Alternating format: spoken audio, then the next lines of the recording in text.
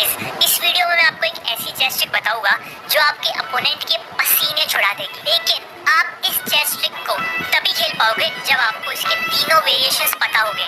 इसीलिए इस वीडियो को एंड तक जरूर देखना। तो चलिए शुरू करते हैं। इस चेस्ट ट्रिक को फॉलो द ट्रैप भी कहते हैं और आपको ये व्हाइट पीसेस से खेलना है। आपको ये खेलना तब है जब आपके D4 के रिस्पॉन्स में ब्लैक D5 चले, जिसके बाद आपका नेक्स्ट मूव होना चाहिए पॉन टू E4। यहाँ पर ब्लैक को फ्री में पॉन मिल रहा है तो वो ऑफकोर्स कैप्चर करेगा उसको। फिर आपको अपने घोड़े से अटैक करना है उसके पॉन को, जिसके बाद वो अपने घोड़े से डिफेंड करेगा उसके पॉन को। नेक्स्ट मूव में आपको ब्लैक को लालच देना है F3 चलते हुए, जिसके बाद वो जरूर कैप्चर करेगा आपके पॉन को और आपको रिकैप्चर करना है अपनी रानी से।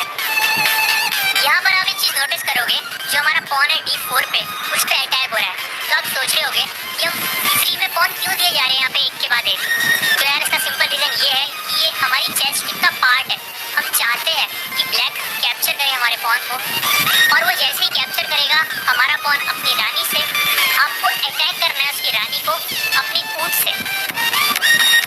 यहाँ पर ब्लैक को अपनी रानी को बचाना होगा। तो पहला ऑप्शन ये है कि वो पीछे चले जाए, लेकिन पीछे जाना इतना अच्छा ऑप्शन नहीं होगा, क्योंकि अगर हमने अपने हाथी को D1 पे चल दिया तो उसकी रानी फंस सी जाएगी। इसीलिए यहाँ पे ब्लैक के लिए बेस्ट ऑप्शन है और वो ज़्यादातर यही मूव चलता है, जो कि है अपनी रानी को B4 स्क्वायर पे। इससे वो हमारे पॉन पे अटैक भी कर रहा है। यहाँ पे हम अपने पॉन को बचाने के लिए B3 नहीं चल सकते, क्योंकि फिर हमारे घोड़े पे अटैक हो जाएगा।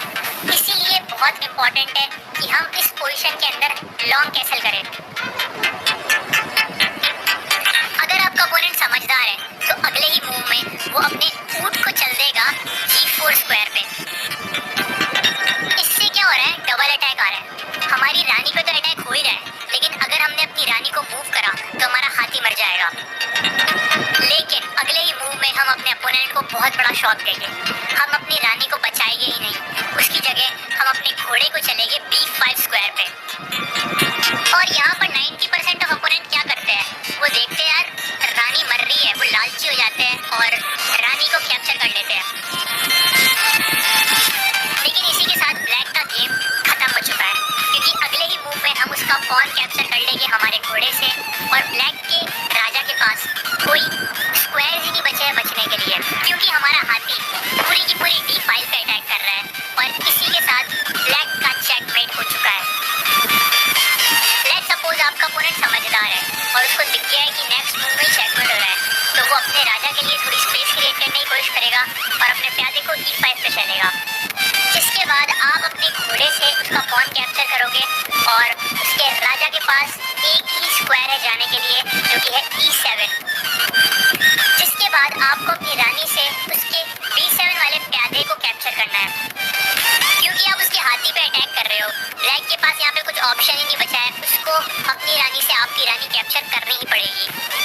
आप सोच रहे हो कि हमने अपनी रानी फ्री में क्यों दे दी यहाँ पे, लेकिन ऐसा नहीं है, क्योंकि नेक्स्ट मूव में ही आपको अपने ऊँट को चलना है C5 स्क्वायर पे और इसी के साथ ब्लैक का चेकमेट हो चुका है।